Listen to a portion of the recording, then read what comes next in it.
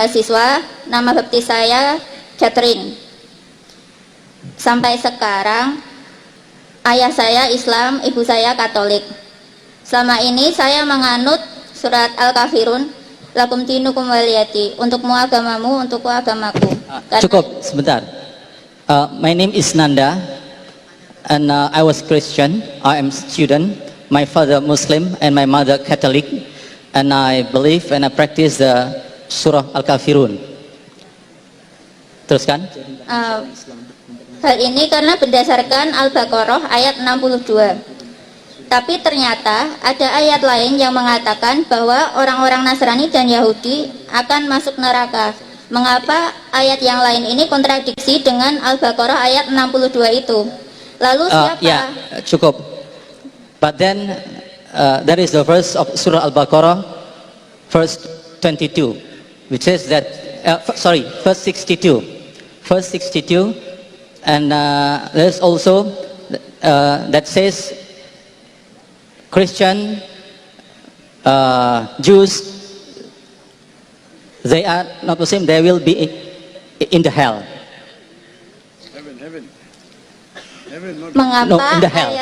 Mengapa ayat yang mengatakan bahwa orang Nasrani dan Yahudi akan masuk neraka itu kontradiksi dengan Al-Baqarah ayat 62? And the expression that said that Christian and Jews that they will enter the hell, it contradicts with Al-Baqarah 62. Why? Lalu siapa yang dimaksud dalam Al-Baqarah 62 itu? And who is then in Surah Al-Baqarah in 62?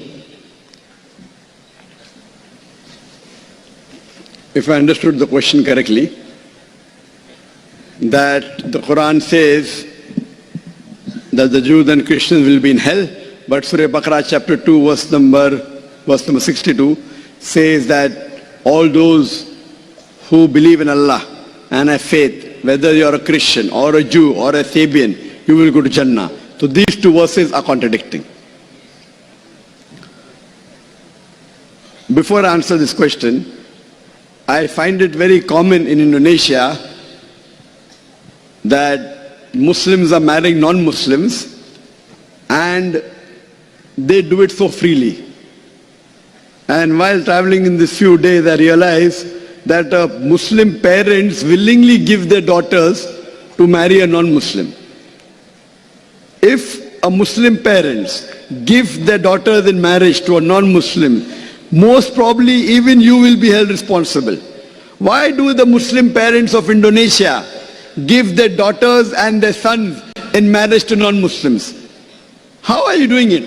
Allah clearly states in the Quran, in Surah Baqarah, chapter number 2, verse number 221, that do not marry mushrika until she believes. A believing woman is far better than a mushrika, even if she allows you. That means you do not marry a mushrik girl until she believes.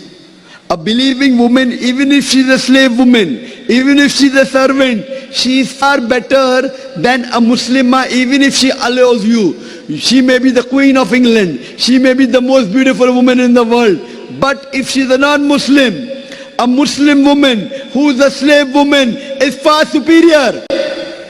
Why don't the Muslims of Indonesia know that? The verse continues, do not marry a mushrik, do not marry an unbelieving man until he believes.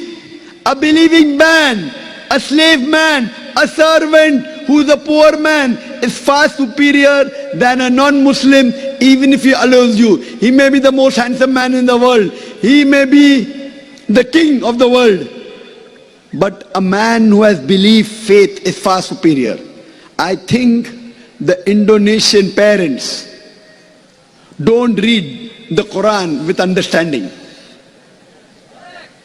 In my country, India, if the children of a Muslim parent marry a non-Muslim, 99% they'll be thrown out of the family.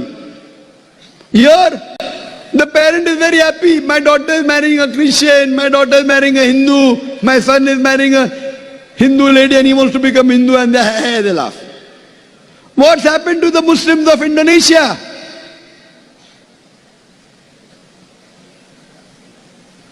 I want all the universities in Indonesia, in the Islamic studies, to make it a point that do not marry non-Muslim. I'm shocked. When we go to a minority Muslim country, they excommunicate the person. The parents dishonor. Here, make it very clear that if you have an option between marrying a non-Muslim, who may be the king of the world, who may be the most handsome man, who may be the most beautiful, who may be Richard Gere, anyone. He may be Bill Gates. But a Muslim man who is a servant, who may be the most ugliest man in the world, he is far superior because he has Iman. If you have Iman, you will go to Jannah. I want to tell the Muslim men, do not marry non-Muslim women. She may be the most beautiful woman in the world, not Indonesia. She may be the most wealthiest woman in the world. She may be a queen. But if you have a mu'mina, a believing woman, who may be the most ugliest woman in the world, who may be a slave woman, she is far superior because she will take you to Jannah. She is your muhsana. The Quran says your wife is a muhsana. Muhsana means fortress against the devil. If you marry a non-Muslim, they are a fortress of the devil, not against the devil.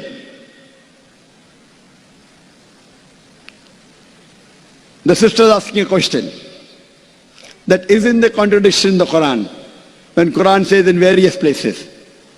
For example, Quran says in Surah Maida, chapter number 5, verse number 72, لَقَدْ كَفْرَ الَّذِينَ قَالُوا إِنَّ اللَّهُ عِيسَى ابْنُ مَرْيَمَ. They are doing kufr, those who say that Jesus is son of Allah. That means the Quran says that the Christians and the Jews, they are kafir, they are mushrik, don't marry them. Here, in Surah Baqarah chapter 2, verse number 62, it says that as to those who believe in Allah and who believe in His revelation, whether they're Christian, whether they're Sabian, whether they're Jews, they will get the reward. This verse, sister, in context says, talking about when people come to the Prophet.